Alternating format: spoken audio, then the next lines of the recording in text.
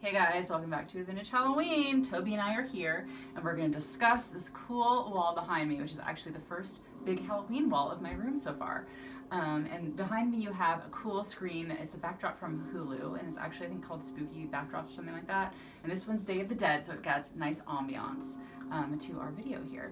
So anyways, I'm going to talk a little bit about what I wanted to do. So as y'all have seen my black tree wall behind my bed, I wanted to do sort of that sort of spookier vibe again on this wall, but I wanted to add in, of course, my vintage pieces. And so I decided to do a lot of lace, a lot of ravens, tombstones, mixed in with the sort of vintage pieces. And so I like the way how it turns out. So over here we have my desk area, and this is so fun. This is so fun to do, make your desk area spooky. And so I want to start with a fun backdrop. And so I have, you know, this swag here, and I have my bulletin board, and this is actually a lot of my favorite vintage die cuts. This one here is by Beistel. I found that at a thrift store, and these are great to just hang up, you know, make it sort of spooky and fun for the holidays. And then I have my dollhouse, because, you know, a desk is a great place to display a big piece, and so this dollhouse is actually made by Greenleaf. I found this as a kit maybe a couple years ago at Michael's. It was maybe like 40 bucks, it's sort of cheap. But anyway, so I designed it, and so I did this fun color scheme. I did some crepe paper, I did some pipe cleaner. I'm actually going to add on some side extensions this year, so it's another video that y'all can check out later. But for now, it's just here on the desk, and I have my lace bat tablecloth. This is, I think, from Joann's last year, and so it has sort of that spooky vibe I want to go for, but then you have like the fun sort of festive, vintagey type stuff. And so anyways, so moving on, here is my TV area, and I love how this turned out. It's so fun. And so anyway, I want to start with a fun backdrop, and this is actually, this birch pattern is actually a shower curtain, and I got it at modcloth.com a number of years ago, and that was already up, and it actually sort of goes really well with my tree wall across from the bed.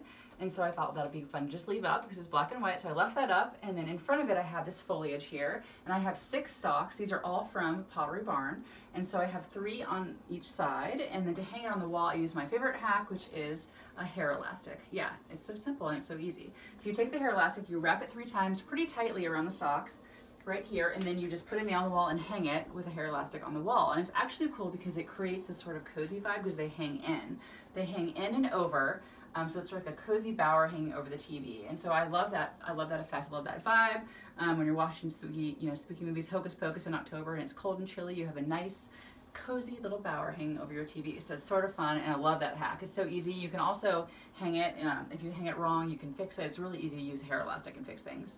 So anyways, so I added these lights, and these are flicker lights. I think they're from Michael's as well a couple years ago. They add that sort of cozy final touch to it. And then down here we have the tombstones.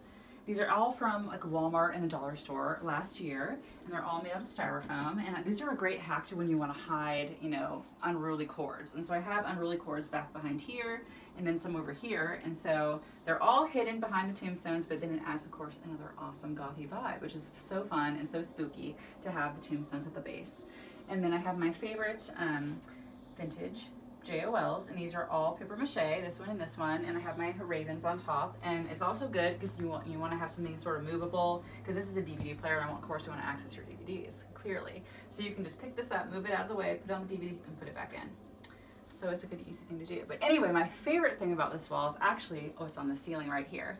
And this is a mantle scarf with skulls on it. It's lace, and it's from Joann Fabrics, and I got this last year. And I use thumbtacks, my favorite other hack, to hack it up to the ceiling. And so they're just up on the ceiling with thumbtacks, and it creates a really cool 3-dimensional vibe to the wall, because everything is on the wall, but then you want to have things like the foliage sticking out from the wall, and then you have this coming full in the front, and so it makes a really cool layered effect.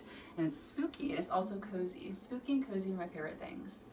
Yes, and so anyways, and then of course y'all have seen this. I tweaked this a little bit since last week, but it's just my bookshelf display on top of some of my favorite vintage and repro finds. But I just love how it looks. Anyway, so that's what I've done so far. My favorite hacks, of course, thumbtacks, hanging on the ceiling. You can hang banners on the ceiling. You can hang lace tablecloths on the ceiling. You can hang anything on the ceiling.